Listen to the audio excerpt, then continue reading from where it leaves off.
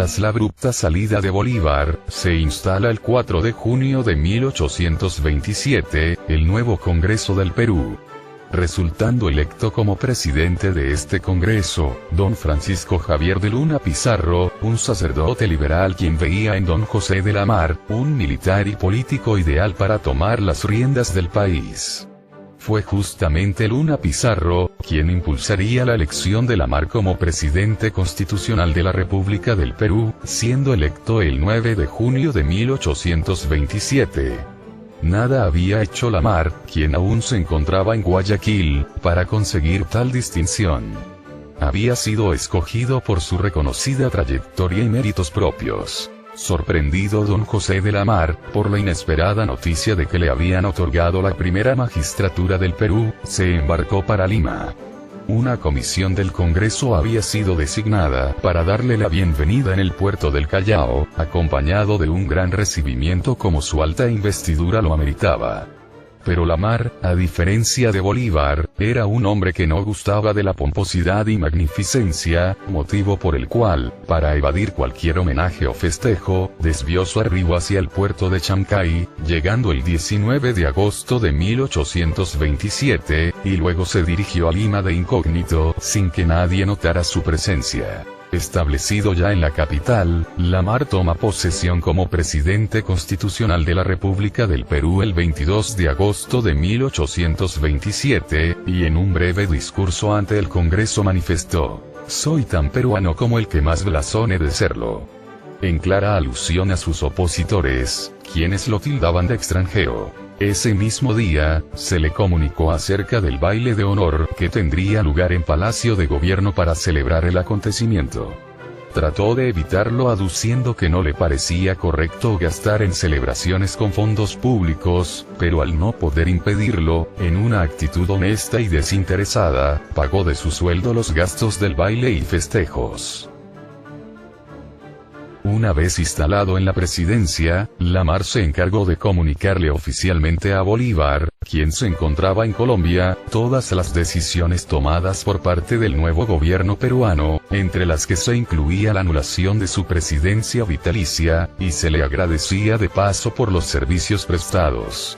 Esto terminó de exasperar más a Bolívar, quien al ver prácticamente terminada su influencia en el Perú, enfureció y entró en una serie de declaraciones y actos que empezarían una tensa relación con la Gran Colombia. Al cabo de un tiempo, el embajador de Colombia sería expulsado del Perú, al habérsele encontrado planeando un complot en contra del gobierno de la Mar.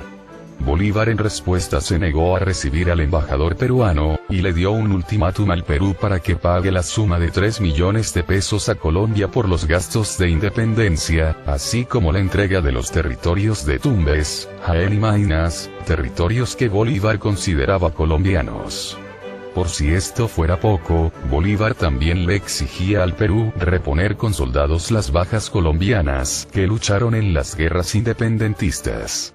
Tal era la furia que tenía Bolívar contra el Perú, que amenazó con resolver el asunto por las armas, si sus reclamos no eran atendidos en un plazo máximo de 6 meses. Mientras tanto, el Alto Perú o Bolivia, país recientemente creado y separado del Perú, se hallaba todavía bajo el dominio gran colombiano, teniendo a Sucre, puesto por Bolívar en ese país, como presidente vitalicio.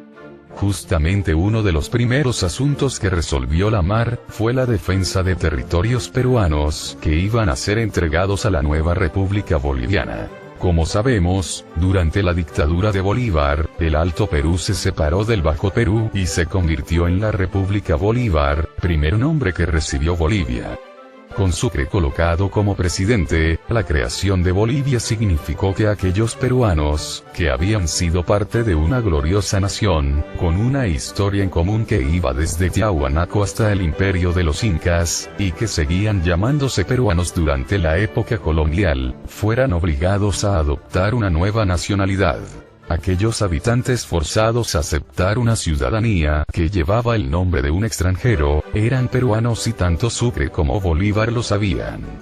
Y eso queda demostrado cuando el mismo Sucre, al anunciar el fin de la resistencia española en el Alto Perú, los llamó como todos lo hacían, es decir, peruanos.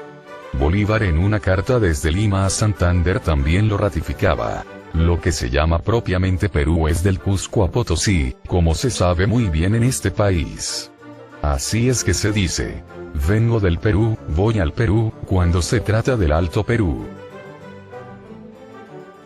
Pero recordemos un poco qué sucedió con el Alto Perú, posteriormente llamada Bolivia, cuando Bolívar todavía se encontraba en el Perú. La creación de Bolivia había sido un error que iba desde lo histórico, lo cultural, y hasta lo geopolítico. Aislado en los Andes, y sin opción a usar libremente los puertos peruanos como siempre lo hizo, ahora el nuevo país y su comercio exterior se veían sujetos a revisiones, pagos aduaneros, y cualquier tipo de restricción que el gobierno del Perú considerase oportuno. Para resolver este problema, a Sucre y a Bolívar, no se les ocurrió mejor idea que entregarle a Bolivia parte de la costa sur peruana, la cual incluía los puertos peruanos de Arica y Iquique, y los territorios de Tacna y Tarapacá. Para lograr esto, era necesario la aprobación del gobierno del Perú, lo cual parecía ser un mero trámite, dado que en ese momento Bolívar era amo y señor del país, y el manipulable Congreso peruano estaba a su total servicio. Es así que se decidió enviar un embajador plenipotenciario a Bolivia, para que firmase el tratado de entrega de la costa sur peruana a la República de Bolivia. Este embajador, que iba en representación del Perú, era Ignacio Ortiz de Ceballos, un colombiano fiel y sumiso a la dictadura bolivariana. Por supuesto que era totalmente inaceptable que un extranjero vaya en representación del Perú a decidir los límites del país, y a pesar de las quejas del pueblo y la oposición, el gobierno dictatorial hizo caso omiso, firmando el 15 de noviembre de 1826, un tratado por el cual Perú cedía a Bolivia los territorios de Tacna, Arica y Tarapacá. Felizmente para los intereses peruanos, tras la caída del gobierno de Bolívar, el nuevo presidente, el general Don José de la Mar, puso fin al entreguismo y se decidió formalmente rechazar el nefasto tratado con Bolivia. La caída del régimen bolivariano en el Perú, fue el inicio de una larga y tensa relación con la Gran Colombia, país donde Bolívar seguía mandando. Además de esto, Sucre seguía gobernando en Bolivia, y las tropas colombianas seguían en ese país. Era indispensable y necesario para los intereses estratégicos peruanos, eliminar este peligroso frente ante la inminente guerra con la Gran Colombia.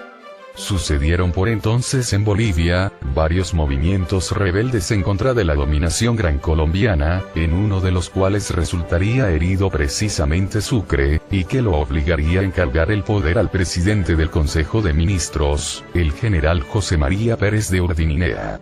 Fue así que aprovechando el caos en el país altiplánico, el poderoso ejército peruano del sur invade Bolivia el 1 de mayo de 1828, con la excusa de poner orden en el país.